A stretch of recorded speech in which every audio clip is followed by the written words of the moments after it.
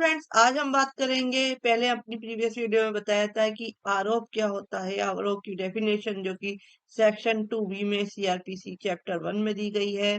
तो आज हम बात करेंगे कि जो आरोप की अंतर्वस्तु क्या होती है, आरोप में क्या क्या लिखा होना चाहिए।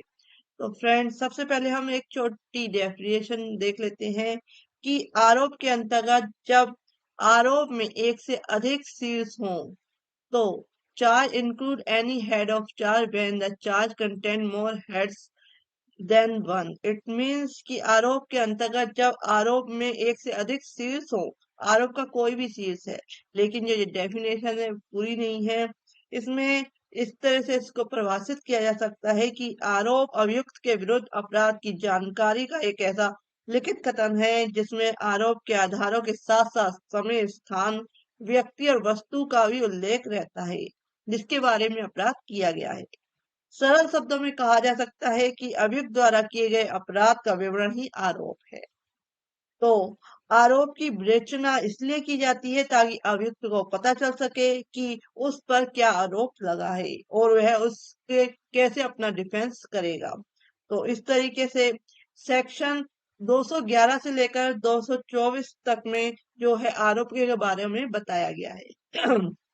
तो इसमें है कि कंटेंट ऑफ चार्ज। तो कंटेंट ऑफ चार्ज यानी कि आरोप की अंतर वस्तु के अंतर्गत क्या क्या आएगा। तो यह एक महत्वपूर्ण है। संहिता की धारा 211, 212 और 213 में इन बातों का उल्लेख किया गया है जिनका समावेश आरोप में किया जाना अपेक्षित है। आरोप में निम्नलिखित बातों का उल्लेख है। पहला कि उस अपराध का नाम जिसका अभियुक्त पर आरोप है। दूसरा, वह विधि जिसके अंतर्गत ऐसा आरोप यानी कि अपराध आता है या अपराध का नाम। अपराध की संक्षिप्त परिभाषा यदि विधि में उसे कोई नाम दिया गया है। जो चौथा है कि अपराध में से संबंधित धारा यानी कि धारा 211। अपराध कारित किए जाने का समय। अपराध कारित किए जाने का स्थान। वह व्यक्ति या वस्तु जिसके विरुद्ध अपराध कारित किया गया है। अपराध कारित किए जाने की रीति। इस प्रकार आरोप में उन सभी बातों का उल्लेख किया जाना अपेक्षित जिससे अभियुक्त को यह भली भांति ज्ञात हो जाए कि उस पर क्या आरोप या दोषारोपण लगा है। तो आरोप के संबंध में महत्वपूर्ण बातें। आरोप के संबंध में निम्नलिखित बातें ध्यान देने योग्य है। आरोप जो है न्यायालय की भाषा में लिखा जाना चाहिए। आरोप संक्षिप्त में होना चाहिए। उसमें घटना का स्थान, समय, व्यक्ति और वस्तु आदि का संक्षेप में उल्लेख किया जाना चाहिए। आवश्यक तौर पर अपराध कारित किए जाने की रीति का उल्लेख किया जाना चाहिए। यदि अभियुक्त पर विधि विरुद्ध जमाव का सदस्य होने का आरोप है तो उसमें सामान्य उद्देश्य होने का उल्लेख किया जाना चाहिए। यदि आरोप मानहानि का है तो उसमें उन शब्दों का उल्लेख किया जाना चाहिए जो हानिकारक है। यदि मामला सुरक्षा से अभ्यस्त लड़की के अपहरण का है तो आरोप में लड़की की आयु का विवरण दिया जाना चाहिए। आरोप में परिवर्तन किया जा सकता है। यस, न्यायालय द्वारा आरोप में कोई भी परिवर्तन या परिवर्धन किया जा सकता है। इसका उल्लेख धारा 216 में दिया गया है। धारा 217 में जब आरोप में परिवर्तन या परिवर्तन किया जाता है तब उन साक्षियों को जो परीक्षण हेतु पुनः बुलाया जा सकता है जिनकी परीक्षा पहले हो चुकी है। यह उल्लेख किया गया है कि आरोप की विवेचना नहीं की जाने या आरोप में कोई त्रुटि रह जाने मात्र से स्वतः वह दूषित नहीं हो जाता जब तक सब मामले की परिस्थितियों पर निर्भर नहीं करता।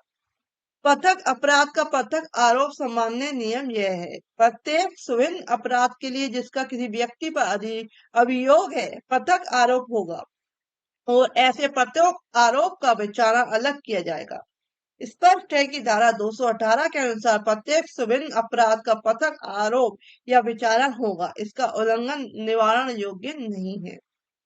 लेकिन कुछ अपवाद है। धारा 218 में कुछ अपवाद भी दिए गए हैं जिसमें कि बताया गया है कि एक ही वर्ष में किए गए एक ही किस्म के 3 अपराधों का आरोप एक साथ लगाया जा सकेगा। इसका उल्लेख धारा 219 में है। उदाहरणतः 2 माह के अंतराल में जारी किए गए चेकों के अनादर यानी कि चेक डिसऑनर के आरोप एक साथ लगाए जाकर उसका एक साथ विचारण किया जा सकेगा।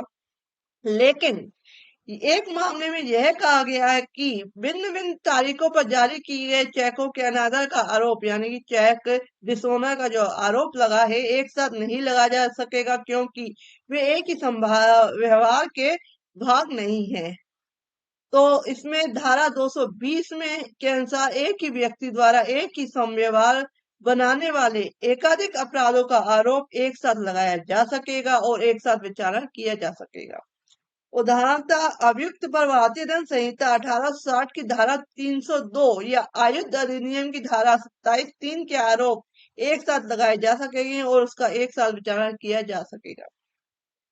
धारा 223 के अनुसार उन सभी व्यक्तियों पर एक साथ आरोप लगाया जा सकेगा जिन पर एक ही समव्यवहार के अनुक्रम में किए गए एक ही अपराध का अभियोग है।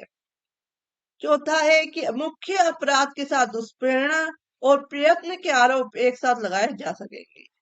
आरोप की विवेचना करने का कार्य हालांकि न्यायालय का है, कोर्ट का है। हालांकि अधिवक्ता को भी इस बात का ध्यान रखना चाहिए कि आरोप की विवेचना समुचित रूप से की जानी चाहिए। तो friend, if you like my video, अगर आपको मेरी वीडियो ये अच्छी लगी है तो please subscribe my channel for more video. Thank you for watching.